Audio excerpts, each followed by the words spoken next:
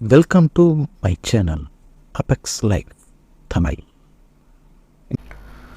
வணக்கம் நண்பர்களே, welcome to my channel apex life Tamil. நான் உங்கள் பாலாஜி, உங்களோட சில நிமிடங்கள். இன்றைக்கி நம்ம எந்த விஷயத்தை பற்றி பார்க்க போகிறோம்னா, கம்ஃபர்ட் ஜோன் அப்படின்னா என்ன அப்படின்ற ஒரு கேள்விக்கு பதில் சொல்கிற மாதிரி தான் இந்த வீடியோ இருக்க போது. வாங்க பார்க்கலாம்.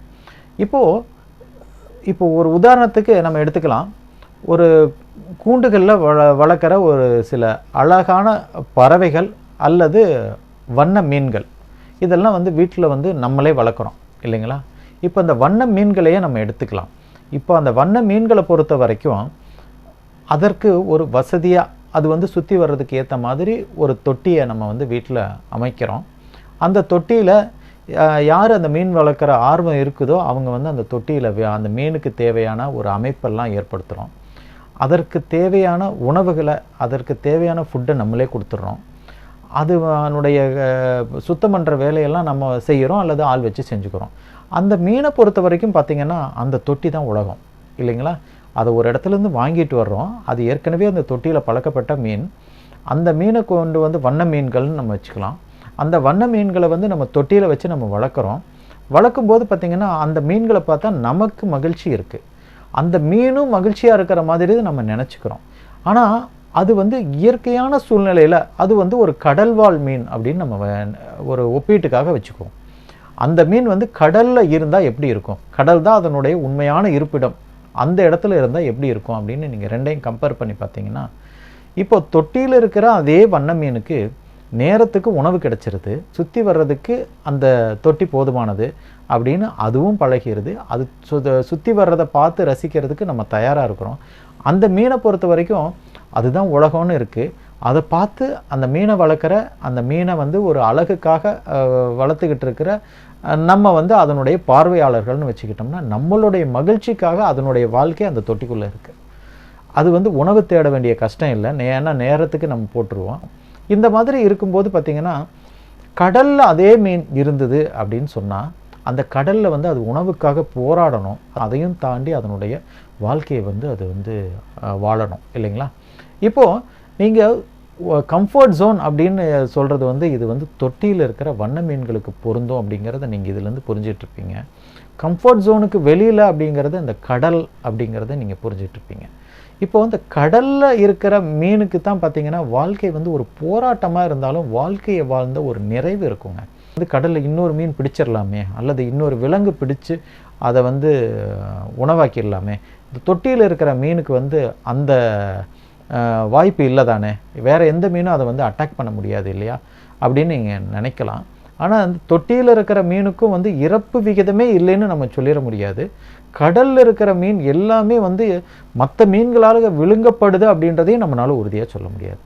இறப்புன்றது இந்த உலகத்தில் நீங்கள் எந்த இடத்துல இருந்தாலும் இறப்புங்கிறது பொதுவான விஷயமாக தான் இருக்கும். அது எந்த சூழ்நிலையில் இயற்கை அதை நிகழ்த்துது அப்படின்றத யாராலையும் உறுதியாக சொல்ல முடியாது. எல்லாருக்குமே அந்த இறப்புன்றது பொதுவானது, அந்த மீனாகட்டும் மனிதனாகட்டும். வாழ்க்கை வாழும்போது பார்த்திங்கன்னா நமக்கு பாதுகாப்பான இடம் அப்படின்னு சொல்லிட்டு நம்ம கம்ஃபர்ட் ஜோன் அப்படின்றத நம்ம தேர்ந்தெடுத்துக்கிட்டு அதுக்குள்ளேயே நம்ம வாழ்ந்து பழகிட்டோம்னா நம்ம அந்த தொட்டியில் இருக்கிற வண்ண மீன்கள் மாதிரி அழகாக இருப்போம், அற்புதமாக இருப்போம். ஆனால் இன்னொருத்தருடைய பார்வைக்கு அழகாக இருக்கணுங்கிறதுக்காக நம்ம வாழ்ந்துகிட்டு இருப்போம். இதைத்தான் நம்ம கம்ஃபர்ட் ஜோன் அப்படின்னு நம்ம சொல்லலாம்.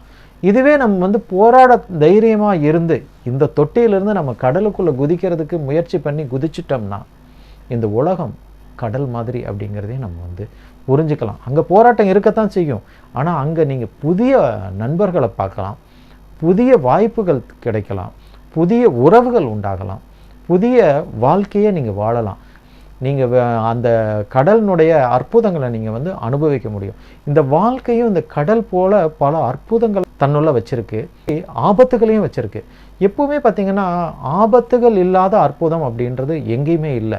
நீங்கள் பூமியை நீங்கள் தோண்டி தான் நீங்கள் தங்கம் எடுக்கிறீங்க, வைரம் எடுக்கிறீங்க. ஆனால் அந்த தங்கம் வைரத்துக்கு மதிப்பு அதிகம்தான். ஆனால் அதை எடுக்க போகிற தொழிலாளர்கள் எவ்வளவு ஆபத்தை தாண்டி அதை எடுத்துக்கிட்டு வர்றாங்க அப்படின்றத நம்ம ஒரு நிமிஷம் யோசித்தோம்னா அற்புதங்கள் எல்லாமே ஆபத்தை தாண்டின இடங்களில் தான் இருக்குது இல்லைங்களா?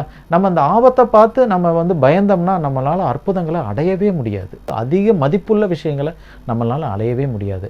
இப்போ நம்ம வந்து கடல் போல் இருக்கிற இந்த உலகத்தில் நம்மளுடைய சுய வாழ்க்கையை நம்ம வந்து நம்மளுடைய விருப்பப்படி வாழ போகிறோமா, அல்லது மற்றவங்களுடைய விருப்பத்துக்காக நம்ம கண்ணாடி தொட்டிக்குள்ளே வண்ண மீன்களாக இருந்து நம்மளுடைய வாழ்க்கையை கழிக்க போகிறோமா அப்படிங்கிறது நம்ம கையில் தான் இருக்குது.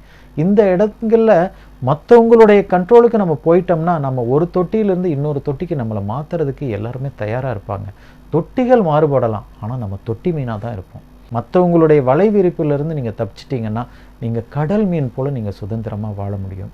அதுலேயும் ஆபத்து இருக்கத்தான் செய்யும். ஆபத்து இல்லாத உயிரினம் எதுவுமே இந்த உலகத்தில் இல்லை. அதனால் ஆபத்துகள் அப்படிங்கிறத நம்ம பார்த்தோம்னா வாழ்க்கையை வாழ முடியாது. ஆபத்துக்களை தாண்டி தானே நம்மளுக்கு அற்புதம் இருக்குது.